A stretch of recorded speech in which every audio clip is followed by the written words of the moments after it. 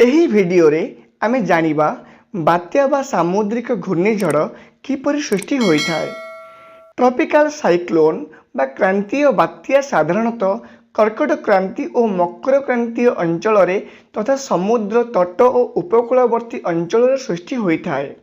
ଏହି କ୍ରାନ୍ତୀୟ ବାତ୍ୟାକୁ ପୃଥିବୀର ବିଭିନ୍ନ ସ୍ଥାନରେ ଭିନ୍ନ ଭିନ୍ନ ନାମରେ ନିର୍ଭର ହୋଇଥାଏ, ଯେପରିକି ଇଣ୍ଡିଆନ୍ ଓସେନ୍ ବା ଭାରତ ମହାସାଗରରେ ଏହାକୁ ସାଇକ୍ଲୋନ୍ କୁହାଯାଇଥାଏ। ପଶ୍ଚିମ ପ୍ରଶାନ୍ତ ମହାସାଗର କିମ୍ବା ଚୀନ ସାଗରରେ ସୃଷ୍ଟି ହେଉଥିବା ଝଡ଼କୁ ଟାଇଫନ୍ କୁହାଯାଇଥାଏ। ପଶ୍ଚିମ ଅଷ୍ଟ୍ରେଲିଆରେ ଏହାକୁ ୱିଲ୍ସ ମଧ୍ୟ କୁହାଯାଇଥାଏ। ଠିକ୍ ସେହିପରି ଆଟଲାଣ୍ଟିକ୍ ଏବଂ ଦକ୍ଷିଣ ପ୍ରଶାନ୍ତ ମହାସାଗରରେ ଏହାକୁ ହରିକେନ୍ କୁହାଯାଇଥାଏ। ତେବେ ବାତ୍ୟା ସୃଷ୍ଟି ହେବାର କାରଣ ଜାଣିବା ପୂର୍ବରୁ ଆମକୁ ବୁଝିବାକୁ ପଡ଼ିବ କୋରିଓଲିସ୍ ଫୋର୍ସ ବିଷୟରେ, ଯାହାର କାରଣରୁ ଆମେ ସ୍ପଷ୍ଟ ହୋଇପାରିବା ବାୟୁର ପ୍ରଭାବ ଓ ବାତ୍ୟାର ସୃଷ୍ଟି। ତେବେ ଏହି କୋରିଓଲିସ୍ ଫୋର୍ସ କ'ଣ? ସୂର୍ଯ୍ୟଙ୍କର କିରଣ ସିଧାସଳଖ ଭାବେ ଟ୍ରପିକ୍ ଅଫ୍ କ୍ୟାନ୍ସର, ଇକ୍ୱେଟର ଏବଂ ଟ୍ରପିକ୍ ଅଫ୍ କାପ୍ରିକର୍ନ ଉପରେ ପଡ଼ିଥାଏ। ସେଥିପାଇଁ ଉଷ୍ମ ବାୟୁ ପ୍ରଭାବ ମଧ୍ୟ ହୋଇଥାଏ ଏବଂ ମେରୁ ଅଞ୍ଚଳରୁ ତଥା ନର୍ଥ ପୋଲ୍ ଓ ସାଉଥ୍ ପୋଲ୍ରୁ ସୂର୍ଯ୍ୟକିରଣଙ୍କର ସିଧାସଳଖ ନ ପଡ଼ିବାରୁ ସେଠାରେ ଥଣ୍ଡା ଅନୁଭୂତ ହୋଇଥାଏ ଏବଂ ସେଠାରେ ଥଣ୍ଡା ବାୟୁ ପ୍ରଭାବିତ ହୋଇଥାଏ। ପୃଥିବୀ ଏହାର ଅକ୍ଷରେ ଘୂର୍ଣ୍ଣନ ବାୟୁର ଦିଗକୁ ପ୍ରଭାବିତ କରିଥାଏ ଏବଂ ଏହି ଶକ୍ତିକୁ କୋରିଓଲିସ୍ ଫୋର୍ସ କୁହାଯାଏ।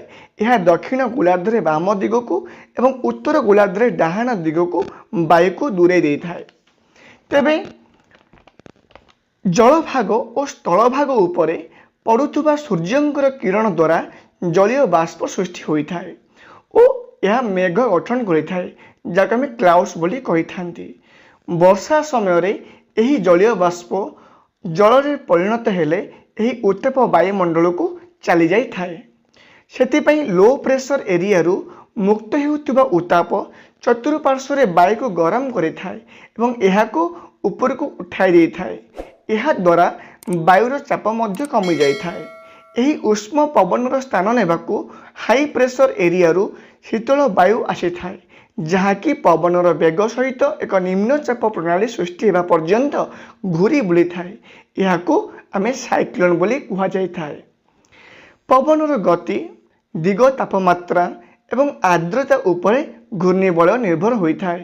ଏହା ସ୍ଥଳଭାଗକୁ ଛୁଇଁବାକୁ ଲ୍ୟାଣ୍ଡଫଲ୍ କୁହାଯାଇଥାଏ ଏବଂ ବାତ୍ୟାର ମଧ୍ୟ ବା ତାର କେନ୍ଦ୍ର ଅଂଶକୁ ବାତ୍ୟାର ଆଖି ବୋଲି କୁହାଯାଇଥାଏ।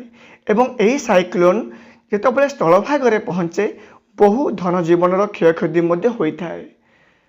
ଏହା ଥିଲା ସାଇକ୍ଲୋନ୍ ବା ବାତ୍ୟାର ସୃଷ୍ଟି ସମ୍ବନ୍ଧରେ ସଂକ୍ଷିପ୍ତ ବିବରଣୀ।